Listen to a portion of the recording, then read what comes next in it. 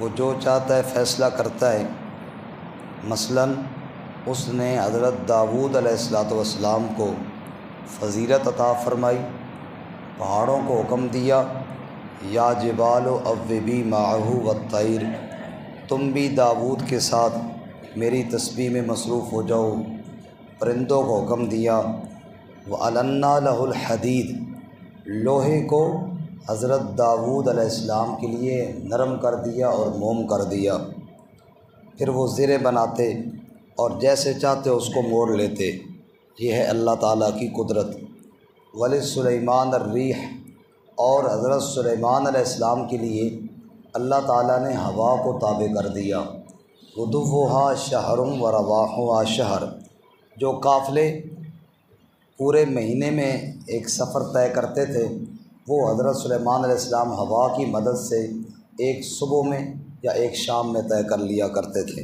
اسی طرح جنات بھی ان کے تابع تھے، جو عمارت بنانے کا حضرت حکم دیتے یا کوئی اور کام کرنے کا، یعملون لہ ما یشاء من محاریب و تماثیل و جفان کالجواب، بڑے بڑے محراب بنواتے، صورتیں بنواتے، بڑے بڑے لگن دیگیں بنواتے، قدور راسیات جو چولہے پر چڑھی رہتی۔ برکب یہ سارے کام حضرت سلیمان علیہ السلام جنوں سے لیتے تھے۔ اللہ نے فرمایا اعملوا آل داود شکرا، آل داود ہم نے آپ کے یہ ساری نعمتیں عطا کی ہیں، تم نے میرا شکر ادا کرنا ہے۔ فقلیل من عبادی الشکور، کیونکہ شکر ادا کرنے والے لوگ تھوڑے ہی ہوتے ہیں۔ اللہ تعالیٰ فرماتے ایک طرف تو میری یہ قدرت ہے کہ میں نے ہوا کو تابع کیا، جنوں کو تابع کیا، لوہے کو موم کیا، حضرت داؤد علیہ السلام پر یہ عنایات تھیں۔ دوسری طرف اللہ فرماتے ہیں لیکن جب میرا موت کا فیصلہ ہوا حضرت سلیمان علیہ السلام پر تو وہ بھی بڑا عجیب ہوا۔ فلما قضینا علیہ الموت، حضرت نے لاٹھی کی اوپر ٹیک لگائی، جنات کو کام پر لگایا اور خود نگرانی فرما رہے تھے کہ وہیں پر اللہ تعالیٰ نے موت کا فیصلہ فرما دیا۔ اب جن کام پہ لگے ہوئی ہیں، حضرت ادھر لکڑی کے اوپر ٹیک لگائے اسی کے سہارے کے ساتھ کھڑے، وہیں حضرت کی وفات ہو گئی۔ جنوں نے کہا بھئی عجیب بات ہے، پہلے تو حضرت کہیں جاتے تھے نگرانی کر کے واپس چلے جاتے تھے، اور اب تو جناب کھڑے ہی کھڑے ہیں، وہ جناب دھڑا دھڑ کام کر رہے ہیں کہ حضرت تو دیکھ رہے ہیں کہیں ایسا نہ ہو کہ جناب سزا دے۔ اب لاٹھی کے سہارے پر حضرت کھڑے تھے، اس کو دیمک لگی۔ ما دلہم علی موتہ الا دابۃ الارض تأکل من ساعتہ، دیمک اس لکڑی کو کھا گئی جس کے اوپر حضرت کا وجود مقدس ٹیگ لگا ہوا تھا۔ اور فلما خر تبینت الجن، جب لکڑی کو جو دیمک نے کھا لیا تو حضرت نے گرنا تھا، حضرت گر گئے۔ جب حضرت گرے تو تبینت الجن، جنوں کو تب پتہ چلا کہ جناب حضرت تو کب سے فوت ہو چکے ہیں۔ آگے اللہ فرماتے ہیں اللہ کانوا یعلمون الغیب ما لبثوا فی العذاب المہین، اگر جن غیب جانتے ہوتے تو اس مشقت میں نہ پڑتے، حضرت کا پتہ چل جاتا کہ حضرت وفات پا چکے ہیں، حضرت سامنے فوت ہو کر کھڑے ہیں اور وہ کام میں لگے ہوئی ہیں۔ معلوم ہوا جن بھی غیب نہیں جانتے، غیب کون جانتا ہے؟ اللہ تعالیٰ جانتے۔ ساتھی ذرا قریب آ جائیں تو انشاءاللہ ثواب بھی زیادہ ہوگا، بات کرنے میں آسانی رہے گی، تھوڑا آگے آ جائیں، جزاک اللہ۔ آگے اللہ فرماتے ہیں لقد کان لسبع فی مسکنہم آیہ، قوم سبا اور ان کے گھروں میں بڑی نشانیاں ہیں۔ اللہ تعالیٰ نے فرمایا جنتان عن یمین و شمال، ان کو باغات کے سلسلے اللہ نے عطا فرمائے، دائیں جانب اور بائیں جانب، ان کی بستی کے دونوں طرف جناب باغات کے بڑے سلسلے تھے جن میں ہر قسم کے پھل ہوا کرتے تھے۔ ڈیم بنایا ہوا تھا انہوں نے، وہاں سے پانی لگاتے اور باغ کے پھل مزے کر رہے تھے۔ اور راستے میں جہاں وہ چلتے تھے اللہ تعالیٰ نے ان کے راستوں کے ساتھ بھی باغات لگائے تھے، آتے جاتے بھی انہیں سفر میں بھی کوئی مشکلات نہ ہوتی۔ لیکن انہوں نے اللہ کی نافرمانی کی۔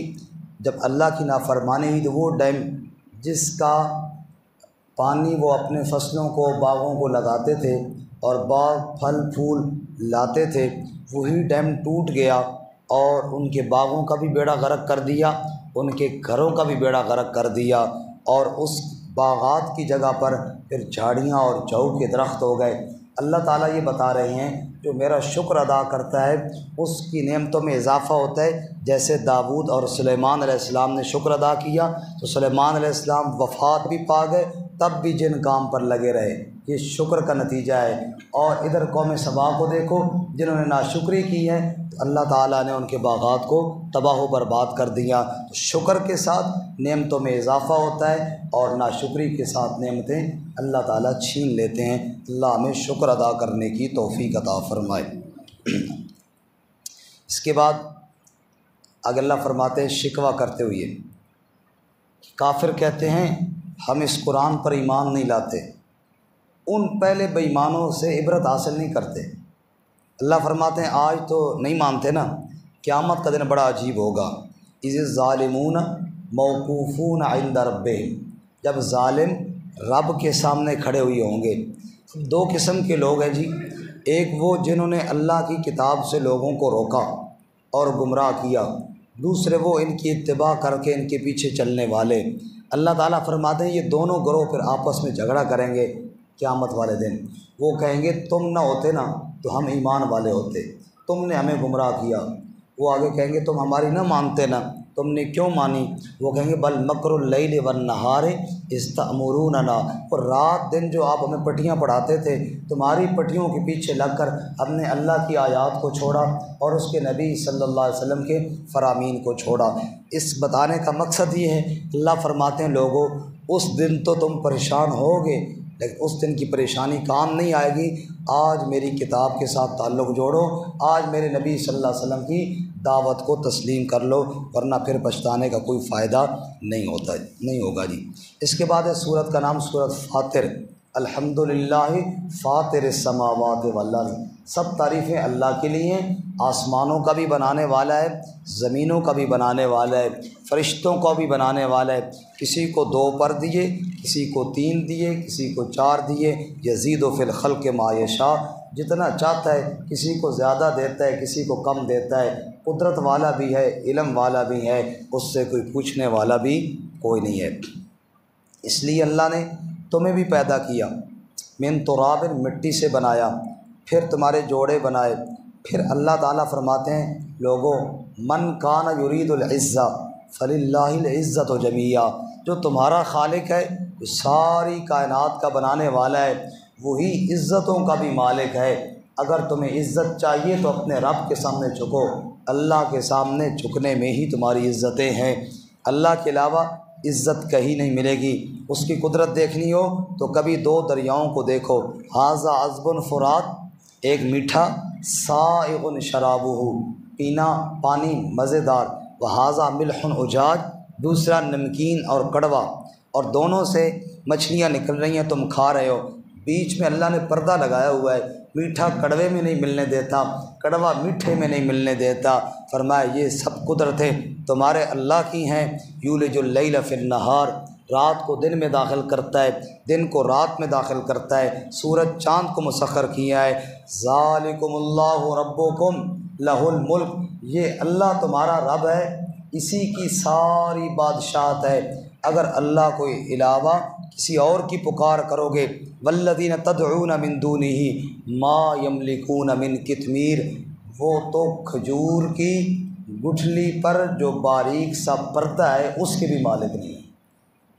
کھجور کی ہم گٹھلی پھینکتے ہیں نا جی، پھینکتے نہیں ہیں جی، بولتے ہیں اتنا تلائی والے میرے گٹھلی سمیت ہی کھا جاتے، گٹھلی پھینکتے ہیں نا جی، اس کے اوپر سفید سا پردہ ہوتا ہے عظیم سا، اس کو کہتے ہیں قطمیر۔ ما یملکون من قطمیر، اللہ فرماتے ہیں میں تو ساری کائنات کا مالک ہوں، میرے علاوہ کوئی اس پردے کا بھی مالک نہیں ہے۔ ساری چیزوں کا مالک صرف کون ہے جی؟ اللہ، سبحان اللہ۔ اس سے پھر کیوں مانگتے ہو جو مالک ہی نہیں ہے؟ آپ مجھ سے ہی کہیں جی یہ پگڑی مجھے دے دیں، یہ گھڑی مجھے دے دیں، چلو میں دوں نہ دوں الگ بات ہے، لیکن آپ کا مانگنا ٹھیک ہے۔ آپ مجھے کہیں یہ جو باہر پلاٹ ہے یہ ہمیں دے دو، میں کہوں گا یہ میرا ہے ہی نہیں، میں اس کا مالک ہی نہیں ہوں، تم مجھ سے کیوں مانگتے ہو؟ اللہ فرماتا ہے جو مالک ہی نہیں ہے اس سے کیوں مانگتے ہو؟ اس سے کیوں نہیں مانگتے ہو جو مالک ہے؟ مانگو، مالک دے نہ دے وہ اس کی مرضی ہے، لیکن تمہارا مانگنا تو ٹھیک ہوگا نا۔ مانگ تو اس سے رہے ہو جو مالک ہے، جو مالک نہیں ہے اس سے مانگو گے، کتنی بڑی نادانی اور کتنی بڑی بیوقوفی ہے۔ اور ان تدعوہم لا يسمعوا دعاءکم، دینا تو دور کی بات ہے، تمہاری فریادوں کو اللہ کے علاوہ سننے والا بھی کوئی نہیں۔ وَلَوْ سَمِعُوا مَا اسْتَجَابُوا لَكُمْ، اگر کوئی سن بھی لے تمہیں دے کچھ نہیں سکتا۔ اس لیے آگے فرماتے ہیں یا ایھا الناس انتم الفقراء الی اللہ، اے لوگو تم سب فقیر ہو، کس کے دربار کے؟ اللہ، الی اللہ، سب جھولیاں پھیلانے والے، بھرنے والا صرف اللہ، سب مانگنے والے، دینے والا صرف کون ہے جی؟ داتا اللہ ہے، داتا کا معنی دینے والا، دینے والا اللہ ہے، باقی سب مانگنے والے۔ انتم الفقراء، تم فقراء ہو، داتا اللہ ہے، دینے والا اللہ تعالیٰ ہے۔ چاہے اللہ کے نیک بندے ہیں، سب اللہ کے آگے فقیر ہیں، جھولیاں پھیلانے والے ہیں، دینے والا سب کو میرا اللہ ہے۔ ہم نے پڑھا سورۃ القصص میں حضرت موسیٰ علیہ السلام کی دعا میں لفظ فقیر خود موجود ہے۔ موسیٰ علیہ السلام نے خود فرمایا رب انی لما انزلت الی من خیر فقیر، اے اللہ میں تیرے در کا فقیر ہوں۔ اللہ فرماتے سب میرے در کے فقیر ہیں، جھولیاں بھرنے والا صرف میں ہی ہوں۔ ایک فقیر گیا مانگنے والا کسی وقت کے حکمران کے پاس، آگے پتہ چلا جی وہ بادشاہ سلامت مسجد میں گئے ہوئی ہیں، وہ بھی چلا گیا پیچھے بھی، چلو وہاں بات کر لیں گے۔ وہاں جا کے دیکھتا ہے وہ بادشاہ سلامت ہاتھ پھیلا کر بیٹھے اور کہہ رہے یا اللہ دنیا والے مجھے بادشاہ کہتے ہیں، ہوں گا ان کے لیے بادشاہ شاید، لیکن یا اللہ تیرے سامنے آتا ہوں تو میں فقیر بن کے آتا ہوں، بادشاہ بن کے نہیں آتا، میں بھیک مانگنے آیا ہوں۔ وہ جو فقیر اس سے مانگنے آیا تھا نا جی، وہ واپس ہو گیا۔ لوگوں نے کہا ابھی بادشاہ سلامت فارغ ہوتے ہیں تو اپنا مسئلہ بیان کر دے۔ اس نے کہا نہیں، بس پہلے غلطی تھی، اب بات سمجھ میں آ گئی ہے، اس سے کیوں مانگوں، یہ تو خود فقیر ہے، اس سے کیوں نہ مانگوں جو غنی ہے، واللہ هو الغنی، جس سے یہ بھی مانگ رہا ہے میں بھی اس سے کیوں نہ مانگوں۔ کتاب النوادر جس میں عجیب و غریب واقعات لکھے ہوتے ہیں، ان کی سند کی حیثیت کوئی اتنی پکی نہیں ہوتی جیسے قرآن حدیث کی ہوتی ہے، لیکن ممکن ہے وہ درست بھی ہو۔ جیسے ایک واقعہ بندہ سنا سکتا ہے جن فلاں علاقے میں ہوا ہے، اب وہ واقعہ ٹھیک بھی ہو سکتا ہے، غلط بھی ہو سکتا ہے، اگر قرآن و سنت کے مطابق ہو تو اس کو مان لینا چاہیے۔ یہ واقعہ بھی ایسا ہی ہے۔ اتنی بات تو قرآن میں ہم نے پڑھی ہے نا کہ چیونٹیوں کی بولی سلیمان علیہ السلام سمجھتے تھے، یہ بات تو قرآن میں ہے۔ اب اس پر جو ابھی واقعہ سنانے والا یہ قرآن میں نہیں ہے، لیکن واقعہ عجائبات میں علماء نے لکھا ہے کہ ایک چیونٹی حضرت سلیمان علیہ السلام کے سامنے پیش ہوئی۔ یہ میں اس لیے سنا رہا ہوں کہ اس واقعے کا انکار کرنا بے شک آپ کر بھی سکتے ہیں کیونکہ یہ قرآن میں تو نہیں ہے، یہ وضاحت اس لیے کر رہا ہوں، لیکن واقعہ بڑا ایمان افروز ہے، ممکن ہے ایسے ہوا ہوگا۔ چیونٹی سلیمان علیہ السلام کی بارگاہ میں پیش ہوئی، اس کے منہ میں شکر کا ذرہ تھا، وہ اس نے ہدیہ پیش کیا حضرت کو۔ حضرت نے وہ ہدیہ قبول فرمایا اور پھر چیونٹی سے فرمایا سل ما شئت، اب تو مانگ، کیا چاہیے تجھے۔ عموماً ہوتا یوں ہے، لوگ بادشاہوں کے دربار میں جاتے ہیں، کچھ تحفہ نذرانہ پیش کرتے ہیں، مقصد کچھ وصول کرنا ہوتا ہے، بادشاہوں کو بھی پتہ ہوتا ہے، وہ قبول کر کے ان کو کچھ چیز دے دیتے ہیں۔ اب چیونٹی کو حضرت کیا دیں؟ حضرت نے کہا سل ما شئت، تو بتا تجھے چاہیے کیا، تجھے وہ چیز دیں۔ چیونٹی نے جواب میں کہا کیف اسألک وانت عاجز والسؤال من العاجز غیر جائز۔ حضرت جی آپ کہتے مانگ، آپ سے کیوں مانگوں، آپ بھی اللہ کے محتاج بندے ہیں، میں بھی اللہ کی محتاج بندی ہوں، اس سے کیوں نہ مانگوں جو سب کی حاجتیں پوری کرنے والا ہے۔ سبحان اللہ۔ حضرت نے سنا، بڑے خوش ہوئے کہ دیکھو اس چیونٹی کی جان دیکھو اور اس کا ایمان دیکھو۔ یہاں تو جناب اتنے بڑے لوگ وجود لے کر ایمان میں کمزور ہوتا ہے، اور چیونٹی کی جان اتنی، ایمان کتنا پکا۔ حضرت بڑے خوش ہوئے، لیکن ساتھ مزید آزمانے کے لیے فرمانے لگے نہیں، جب تک کچھ مانگے گی نہیں نا چھوڑوں گا نہیں، کچھ مانگ، کچھ نہ کچھ تو مانگ۔ چیونٹی نے کہا زد فی رزقی وزد فی عمری یومین، اچھا جی اگر خواہ مخواہ کچھ دینا ہی ہے تو جو رزق میرے رب نے میری قسمت میں لکھا ہے وہ تو آپ سے نہیں مانگتی، وہ تو مل ہی جائے گا، آپ اپنی طرف سے ذرا 2 دانے اضافی لکھ دیں، اور جو عمر میرے رب نے لکھی ہے وہ تو آپ سے نہیں مانگتی، وہ تو اللہ دے ہی دے گا، آپ 2 دنوں کا اضافہ اپنی طرف سے کر لے۔ حضرت سلیمان علیہ السلام سجدے میں گر گئے، کہا سبحان ربی الاعلیٰ، اے اللہ تیرے رزق پر بھلا سلیمان کیسے اضافہ کر سکتا ہے، تیری دی ہوئی عمر پر بھلا سلیمان کیسے اضافہ کر سکتا ہے۔ فرمایا حضرت جی اگر یہ نہیں کر سکتے پھر آپ سے نہیں، میں اللہ ہی سے مانگوں گی جو مانگنا ہے۔ اللہ ایمان ایسا ہمیں بھی نصیب فرمائے، آمین کہہ دیں زور سے۔ گلا میرا خراب لگتا ہے، سب کا ہی خراب ہو گیا کہو ذرا سبحان اللہ۔ ہاں وہاں پہ وہ جو ربائی اس نے آپ کو سنائی تھی، اس ربائی کو سنی اور اگلی آیات اس پر بڑی زبردست فٹ ہوں گی۔ ایک طرف اللہ کا دربار ہے جو مالک بھی ہے دینے والا بھی ہے، دوسری طرف مخلوق ہے جو کھجور کی گٹھلی کے چھلکے کے مالک بھی نہیں، دینے پہ قدرت بھی نہیں۔ اللہ فرماتے ہیں، وہ ربائی پہلے سن لیجئے اس کے بعد آیات سناؤں گا، پیر صاحب کی ربائی فرماتے ہیں یہ بے طلبی باب طلب کے ہوتے اور یہ شرک مسبب و سبب کے ہوتے۔ اللہ کا دربار کھلا ہوا، بندہ ادھر نہیں جا رہا، اوروں کے دربار پہ جا کے مانگ رہا ہے، یہ بے طلبی باب طلب کے ہوتے اور یہ شرک مسبب و سبب کے ہوتے۔ کیا کچھ فرق نہیں آب و سراب میں کہ بندوں سے مانگتے ہو رب کے ہوتے؟ آپ پانی اور سراب ریت، ایک طرف پانی ہے دوسری طرف ریت کے علاوہ کچھ نہیں ہے، ادھر کیوں جاتے ہو؟ پیاس بجھانی ہے تو پانی کے چشمے پر جاؤ۔ اللہ فرماتے ہیں کچھ فرق تمہیں سمجھ نہیں آتا کہ جناب مالک کون ہے، مملوک کون ہے؟ آؤ میں تمہیں سمجھاؤں۔ وما یستوی الاعمی والبصیر، اندھا اور دیکھنے والا برابر بولے نا جی، ولا الظلمات ولا النور، اندھیرے اور روشنیاں برابر، ولا الظل ولا الحرور، سایہ اور دھوپ بھی برابر نہیں، وما یستوی الاحیاء ولا الاموات، زندے اور مردے بھی برابر نہیں، ان اللہ یسمع من یشاء وما انت بمسمع من فی القبور، اللہ تو جس کو چاہے سنائے، آپ قبر والوں کو نہیں سنا سکتے، آپ ان کے سامنے فریادیں کرتے ہیں، اس کے سامنے کیوں نہیں کرتے جو دلوں کے راز بھی جاننے والا ہے۔ دیکھیں جب نماز پڑھتے ہیں، رکوع میں جاتے ہیں، سبحان ربی العظیم اونچی آواز میں کہتے ہیں یا آہستہ؟ بولے نا سبحان ربی العظیم آہستہ کہنا ہے، جواب تو اونچا دینا ہے، آہستہ۔ اور جب رکوع سے اٹھتے ہیں تو کیا کہتے ہیں؟ سمع اللہ لمن حمدہ، سمع اللہ، سن لی اللہ نے اس کی جس نے اس کی حمد کی۔ ارے میں نے تو اتنی دل میں کی میرے ساتھ کھڑا ہوا نمازی بھی نہ سن سکا، لیکن سمع اللہ کس نے سن لی؟ اللہ فرماتے ہیں اس کو پکارو جو سننے والا ہے، ان کو مت پکارو جو سننے والے نہیں ہیں۔ آگے اللہ فرماتے ہیں انا ارسلناک بالحق بشیرا ونذیرا، ہم نے آپ کو حق دے کر بھیجا ہے، بشارت سنانے والا اور ڈرانے والا بنا کر بھیجا ہے، ہم نے آپ کو قرآن عطا فرمایا ہے۔ ثم اورثنا الکتاب الذین اصطفینا من عبادنا، طالب علموں توجہ کرو، تمہاری شان بیان ہونے والی ہے۔ ثم اورثنا الکتاب، ہم اس کتاب کا وارث بناتے ہیں، کن کو بناتے ہیں؟ کا اصطفینا من عبادنا، اپنے باقی بندوں سے جن کو ہم چن لیتے ہیں ہم ان کو اس قرآن کا وارث بناتے ہیں۔ یہ میرے چنے ہوئے ہیں جن کو اللہ تعالیٰ نے اپنی کتاب کے لیے چنا ہے۔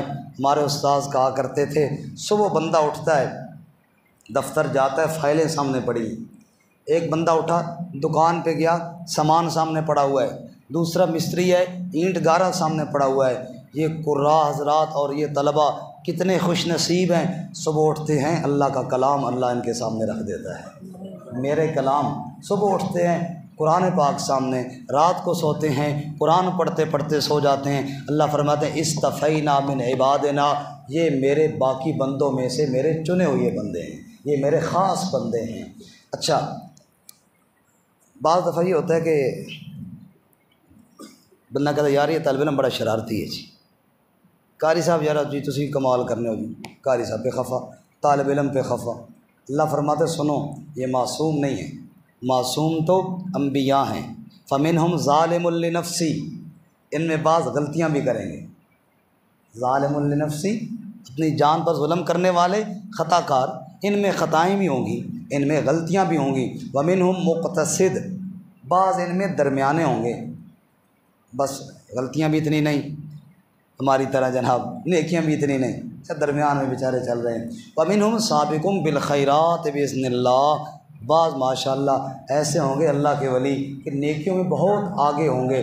تین قسم کے لوگ ہیں اللہ فرماتا ہے جو میں نے چنے نا قرآن کے لیے، ان میں گناہ گار بھی ہوں گے، درمیانے بھی ہوں گے، سابقٌ بالخیرات بإذن اللہ، نیکیوں میں آگے بڑھنے والے بھی ہوں گے۔ لیکن ایک بات یاد رکھو جی، ذالک هو الفضل الکبیر، ان پر اللہ کا بڑا فضل ہو گیا ہے۔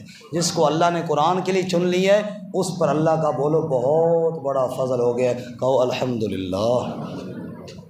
حضرت علی المرتضیٰ رضی اللہ تعالیٰ عنہ نے فرمایا رضینا قسمت الجبار فینا لنا علم وللجہال مالو، ہم تو اپنے اللہ کی قسمت پر بڑے خوش ہیں، اللہ نے ہمیں قرآن کا علم عطا فرمایا اور باقی لوگوں کو اللہ نے مال عطا فرمایا۔ فإن المال یفنی عن قریب وإن العلم باق لا یزال، مال تو عن قریب ختم ہو جائے گا لیکن یہ وہ چیز ہے خزانہ جو کبھی ختم نہیں۔ اس کے بعد سورہ یاسین ہے جی، کون سی سورت ہے جی؟ ایک بندہ مولوی صاحب کے پاس بیٹھتا تھا گپ شپ کے لیے، مولوی صاحب نے ایک دن فرمایا کہ سورہ یاسین بندہ پڑھے نا جی تو مرنے والی کی روح آسانی سے نکل جاتی ہے۔ وہ بندہ ڈر گیا، اس نے مولوی صاحب کے پاس بیٹھنا چھوڑ دیا۔ ہفتہ ڈیڑھ جو نہ آیا تو مولوی صاحب نے پیغام بھیجا کسی بندے کو، یار پتہ کرو خیریت تو ہے، وہ آ نہیں رہا۔ اس کے پاس گئے، وہ پتہ کیا، شکر نہیں خیریت تو ہے۔ مولوی صاحب کہتے ہیں سورہ یاسین سے روح نکلتی ہے، ایسا نہ ہو مولوی کا کیا پتہ کل میرے اوپر پڑھ کے پھونک دے میری روح نکل جائے۔ کہو سادہ ہے، اس طرح روح نہیں نکلتی، مطلب یہ ہے کہ روح نکلنے میں آسانی ہو جاتی ہے سورہ یاسین اگر پڑھی جائے تو۔ یہی وجہ ہے کہ اس ٹائم پھر مولوی صاحب یاد آتے ہیں جی سورہ یاسین پڑھیں۔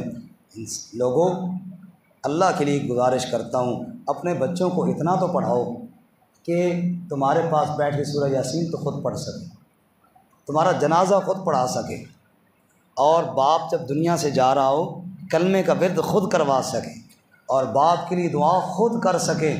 ہمارے استاذ کہا کرتے تھے کہ یہ مسئلہ تو شریعت کا ہمیں پتہ ہے کہ میت کو قبر میں رشتہ دار اتارے، غسل اپنا رشتہ دار دے، جنازہ اپنا رشتہ دار پڑھائے۔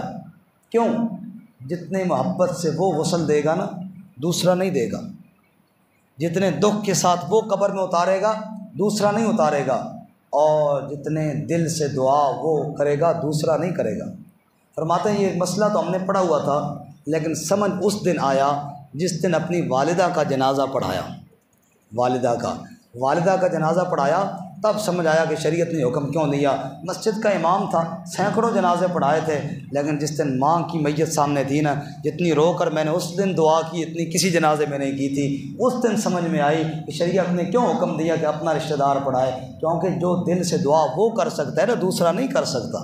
آپ کہتے ہیں میری ماں کے لیے، میرے والد صاحب کے لیے طالب علم پڑھیں، ٹھیک ہے ان کا کام پڑھنا ہے، لیکن اپنی ماں کے لیے جتنا درد سے آپ پڑھیں گے طالب علم نہیں پڑھ سکتے، ہو ہی نہیں سکتا۔ بھائی میرے پیٹ میں درد ہو، میں کہوں حکیم صاحب ذرا تو سی ہائے ہائے کرو کہ میرے پیٹ میں درد ہے، حکیم صاحب کہ تیرا دماغ خراب ہے، درد تیرے پیٹ میں، ہائے ہائے میں کیوں کروں؟ بھائی والدہ میری فوت ہوئی ہے، پڑھیں طالب علم جناب رو رو کے، کیوں بھائی ان کو کیا لگے؟ بات سمجھ میں آ رہی ہے نا؟ اس لیے اتنا ضرور کرو، اپنی اولاد کو سکھاؤ کہ وہ آپ کے لیے خود رو رو کے دعائیں کر سکیں، تلاوت کر سکیں۔ اور یہ ہمارا بھی ایک عجیب نظام چل پڑا ہے، زندگی گزر گئی 70 سال کی، قرآن کا ایک رکوع تلاوت نہیں کیا، ہوں نہ کہ طالب علموں کے پاس آ جاتے ہیں پڑھے ہوئے قرآن دو تاکہ ہم پیچھے سے اپلائی کریں۔ یار اللہ کو پتہ نہیں ہے کہ میں نے اس کو 70 سال دیے تھے اور اس نے 70 سال میں ایک سپارہ بھی نہیں پڑھا؟ اللہ نہیں جانتے اس کو؟ اللہ نہیں جانتے اس کو کہ دوسروں کا جناب ٹھیک ہے اصال ثواب کا انکار نہیں ہے، لیکن آخر کچھ غور تو کرو نا، جس اللہ تعالیٰ نے اتنا وقت دیا ہے کیا وہ اللہ اس سے نہیں پوچھے گا؟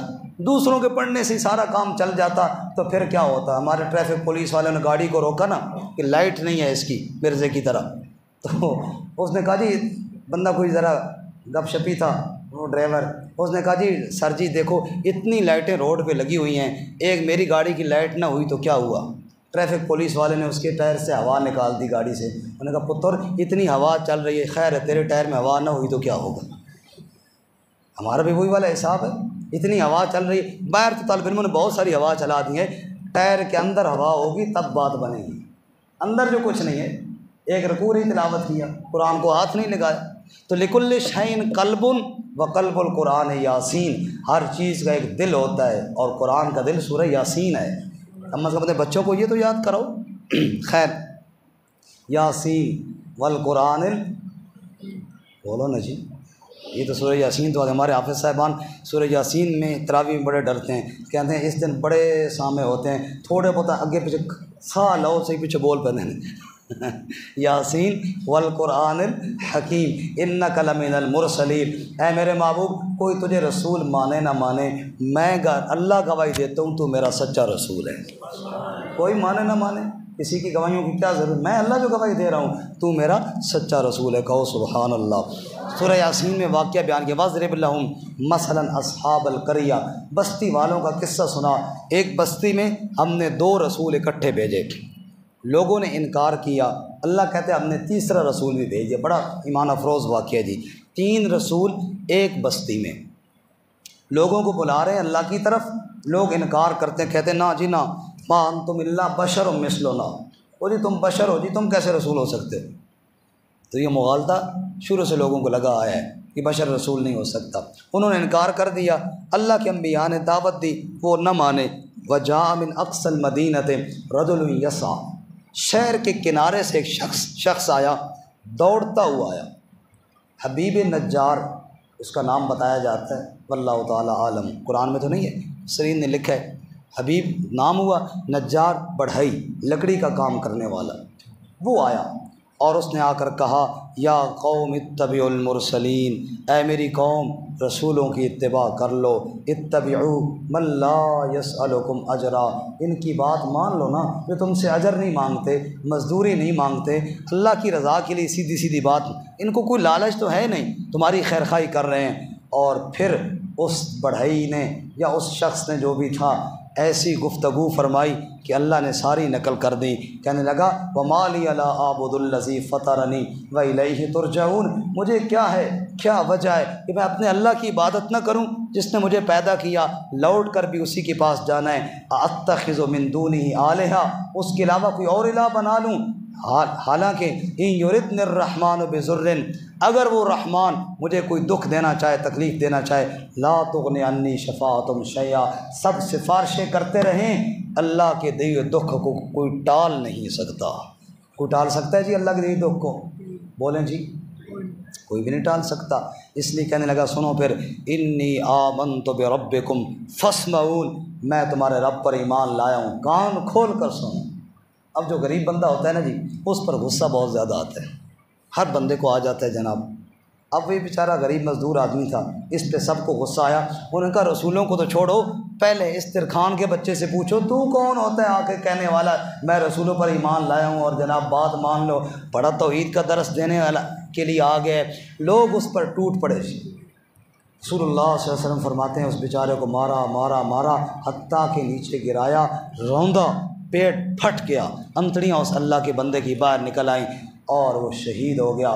لیکن رب کیا فرماتے ہیں، ادھر ان ظالموں نے اس کو شہید کیا، ادھر میں نے کہا قیل ادخل الجنہ، جا ساری زندگی کے گناہ معاف ہیں، جا میری جنت کے اندر داخل ہو جا۔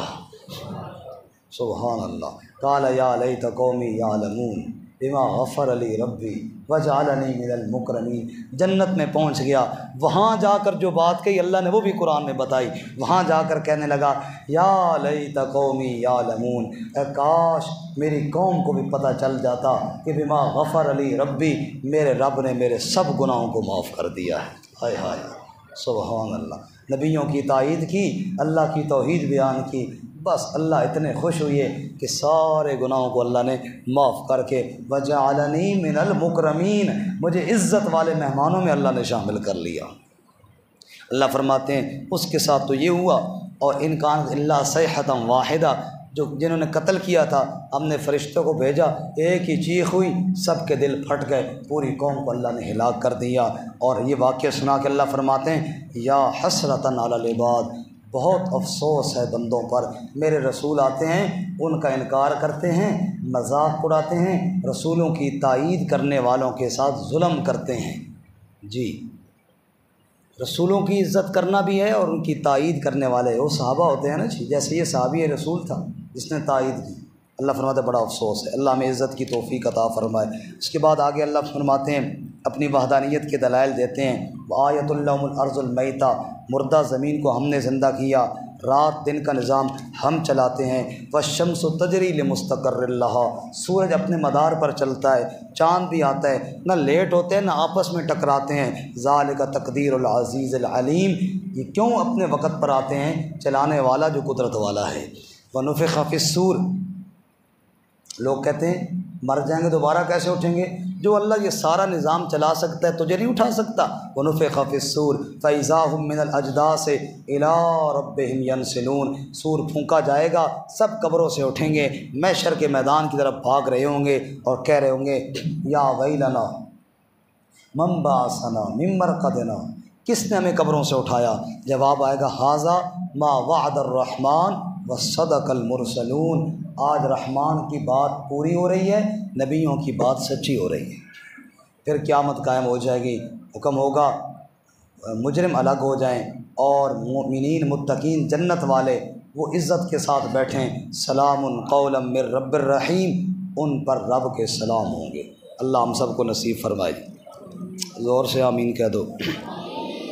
آخر میں اللہ فرماتے ہیں انسان بھی بڑا عجیب ہے، اولم یر الانسان انا خلقناہ من نطفہ، ہم نے نطفے سے بنایا جی، اور پھر میری قدرت کے بارے میں شک کرنے لگ گیا۔ کہتا ہے وضرب لنا مثلا، میرے لیے مثالیں بیان کرتا ہے۔ ایک مشرک آیا، وہ سیدھا ہڈی لی ہوئی، اس کو یوں کیا ریزہ ریزہ ہو گئی، نبی علیہ السلام سے کہنے لگا اب بتاؤ اس ہڈی کو بھی اللہ دوبارہ زندہ کرے گا؟ اللہ فرمایا کتنا نادان ہے، وضرب لنا مثلا، میرے لیے مثالیں بیان کرتا ہے، ہڈی اٹھا کے کہتا ہے اس کو کیسے زندہ کرے گا، ونسی خلقہ، یہ بھول گیا کہ خود کیسے بنا، ہڈی بھی کوئی نہیں تھی، نطفے سے بنا، وہ بھول گیا اپنی بات۔ قال، کہتا ہے انسان من یحیی العظام وہی رمیم، کون ہڈیوں کو زندہ کرے گا جب وہ چورا چورا ہو جائیں گی؟ قل یحییھا الذی انشأھا اول مرہ، میرے نبی بتا وہی زندہ کرے گا جس نے پہلی دفعہ پیدا کیا ہے، اور وہو بکل خلق علیم، وہ ہر تخلیق کو جاننے والا ہے۔ بس سورہ یاسین میں بات ختم کرتے ہیں۔ بخلق علیم پر ایک بات عرض کروں، بخاری شریف میں حدیث ہے، ایک شخص پہلی امتوں میں موت کے دہانے پر پہنچا، موت کے وقت تو بڑے بڑے لوگ ڈر جاتے ہیں، اللہ ہمیں پہلے ڈرنے کی توفیق عطا فرمائے۔